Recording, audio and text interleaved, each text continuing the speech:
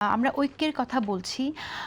ঐক্যের কথা এখন আমরা তাদের কাছ থেকেও শুনছি যারা আসলে ঐক্যবদ্ধ থাকার বিষয়টা অনুধাবন করেননি বিগত সময়গুলোতে।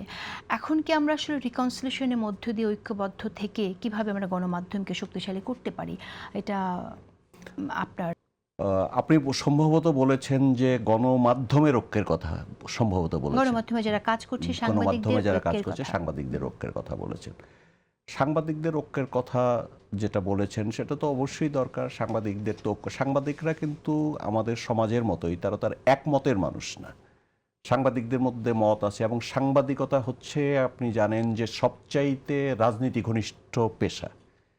রাজনীতি ঘনিষ্ঠ যতগুলো পেশা আছে তার মধ্যে সবচাইতে বেশি রাজনীতি ঘনিষ্ঠ পেশা হচ্ছে সাংবাদিকতা। এটা সাংবাদিকতা আমাদের দেশগুলোতে বিশেষ করে সাংবাদিকতার প্রধান উপজীব্য হচ্ছে রাজনীতি।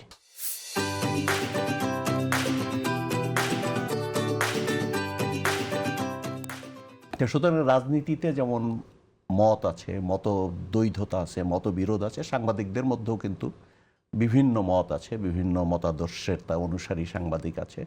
কিন্তু কতগুলো প্রিন্সিপাল স্ট্যান্ড আছে, কতগুলো প্রিন্সিপাল জায়গা আছে, কতগুলো মৌলিক, কতগুলো আদর্শিক জায়গা আছে যে জায়গাগুলোতে সাংবাদিকেরা ঐক্যবদ্ধ থাকতে পারে, থাকা উচিত।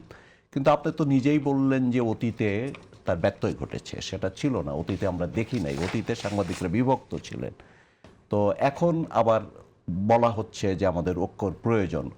তো অতীতে বিভক্ত ছিলেন, কিভাবে বিভক্ত ছিলেন? অতীতে একটা সময় আমরা দেখেছি যে সময়ে সাংবাদিকতা শুধু না, সমস্ত ভিন্ন মতকে নানাভাবে পর্যুদস্ত করা হয়েছে, হেনস্থার মুখোমুখি করা হয়েছে, উৎপীড়িত করা হয়েছে, তাদের উপর নির্যাতন চলেছে। এই যখন অবস্থা ছিল তখন যারা একটু কি বলা যায় যে যারা নির্যাতনের শিকার হন নাই বা যারা ক্ষমতাসীন ছিলেন এবং ক্ষমতার যে নির্যাতনের যে রাষ্ট্রের যে নির্যাতন, সে নির্যাতন থেকে তারা একটু নিরাপদ দূরত্বে দাঁড়িয়ে থাকতে পেরেছিলেন।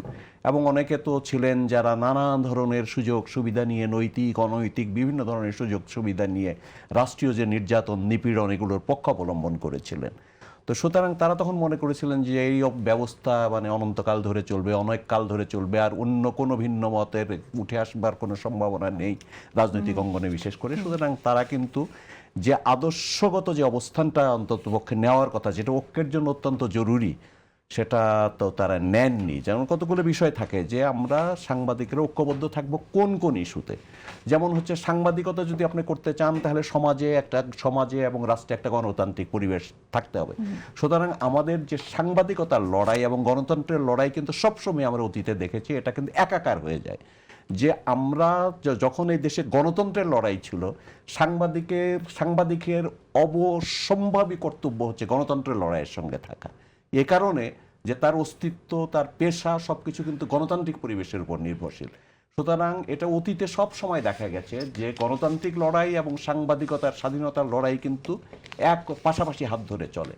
কিন্তু এই দেশে যখন গণতন্ত্র ছিল না, গণতন্ত্রহীন অবস্থায় যখন সব কিছুকে নিগৃহীত করা হয়েছে, সমস্ত মতাদর্শকে নিগৃহীত করা হয়েছে, সমস্ত ভিন্ন মতকে দলন করা হয়েছে নিষ্ঠুর পন্থায়, তখন কিন্তু এই যে আদর্শগত যে অবস্থানটা নেওয়ার কথা, যে নিশানটা তুলে ধরবার কথা ছিল, যে পতাকাটা উড্ডীন করবার কথা ছিল, সে গণতন্ত্রের জন্য আমরা থাকবো, গণতন্ত্রের পক্ষে আমরা থাকবো, গণতন্ত্রহীন অবস্থার আমরা বিরোধিতা করব, সেটা কিন্তু সাংবাদিকদের একটা বড় অংশ তারা কিন্তু করতে পারেনি।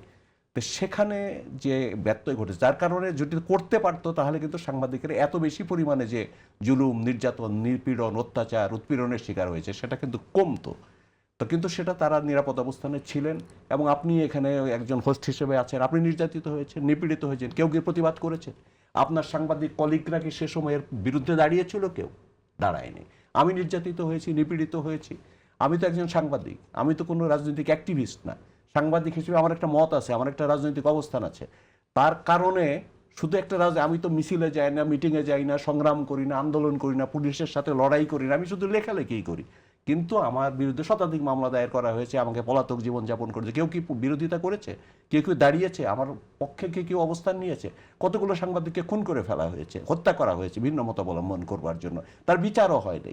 কতগুলো সাংবাদিককে গুম করে ফেলা হয়েছে, কতগুলো সংবাদপত্রের অফিসে হামলা হয়েছে, কতগুলো গুন্ডা পান্ডারা এসে সাংবাদিকদের ধরে পুলিশের হাতে সোপর্দ করেছে। এসব ঘটেছে তো এদেশে। কিন্তু তখন কিন্তু এই ঐক্যের প্রয়োজন, আমাদের এক কাতারে দাঁড়াতে হবে, অন্যায়ের বিরুদ্ধে দাঁড়াতে হবে, গণতন্ত্রের পক্ষে ফাইট করতে হবে, লড়াই করতে হবে, এটা কিন্তু আমরা দেখিনি। সেটা হলো দুর্ভাগ্যজনক। কিন্তু আমরা কি সেটা নিয়ে বসে থাকবো? না, নিশ্চয়ই না। আমাদেরকে তাদের যদি বোধোদয় হয়ে থাকে, বোধোদয় হওয়া উচিত, হওয়া দরকার।